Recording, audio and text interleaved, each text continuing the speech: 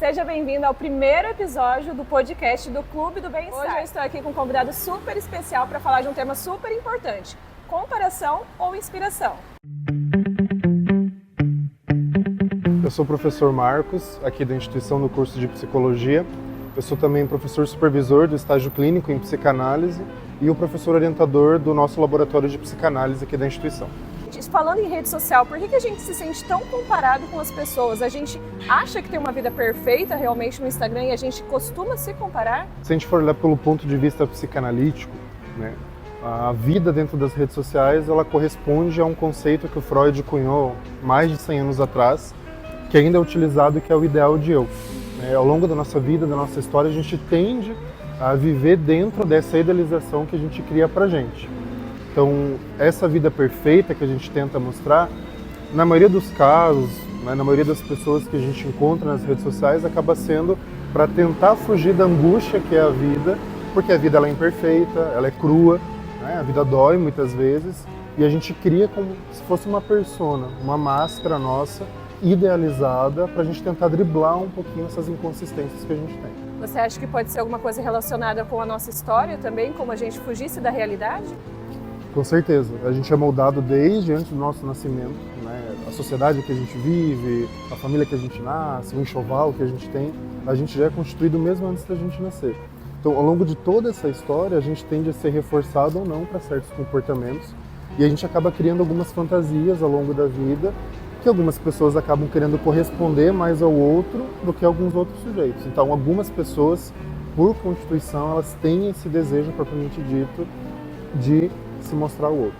E por que você acha que a gente se compara tanto com a rede social, essa vida perfeita que as pessoas mostram? Por exemplo, dos influencers. A gente acaba se comparando demais com essas pessoas e a gente acaba achando que a nossa vida ela nunca tá boa, né?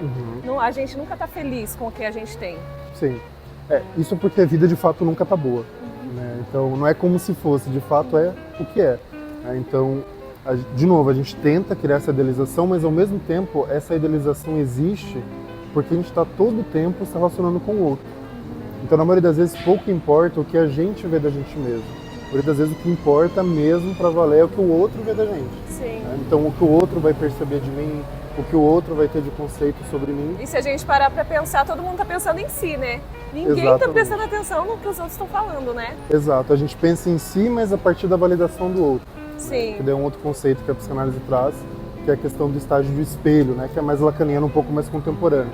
Mas que a gente aprende a se reconhecer pelo olhar do outro. Sim. Eu, quando criança, entendi que eu era o Marcos a partir do momento que meus pais falaram, você é o Marcos.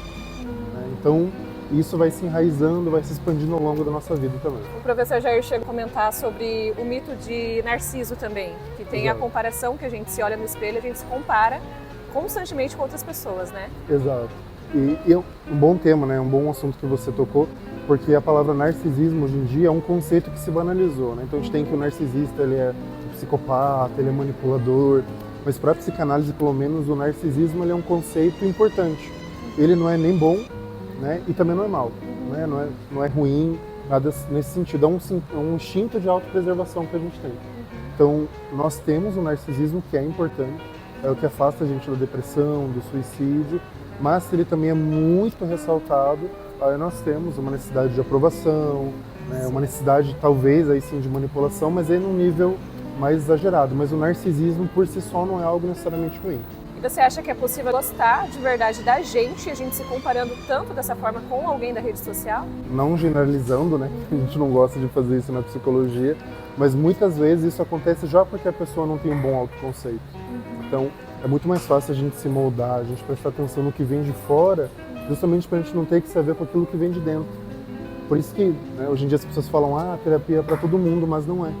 Nem todo mundo está no momento de se confrontar, nem todo mundo está no momento, de fato, de fazer uma psicoterapia, porque às vezes é muito pesado naquele momento para aquele sujeito lidar com isso. A pessoa não consegue tocar no assunto, né, por conta de traumas e tudo mais. Exatamente.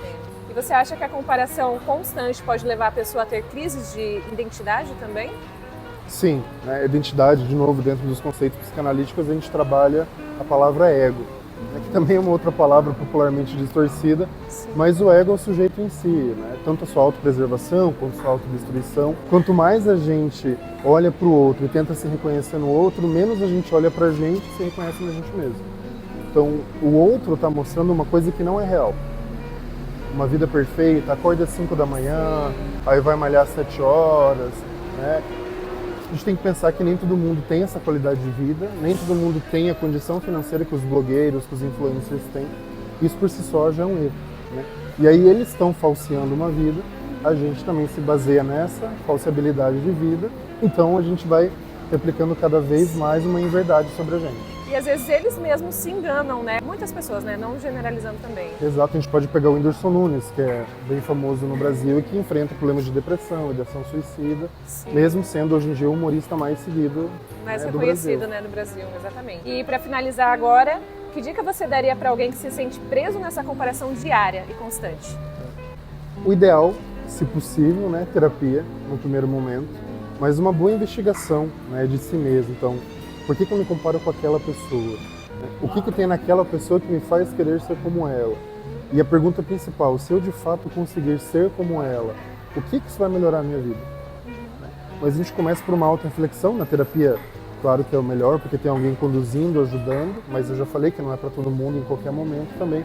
Mas refletir um pouco do porquê a gente faz aquilo que a gente faz e por que a gente consome o que a gente consome na internet.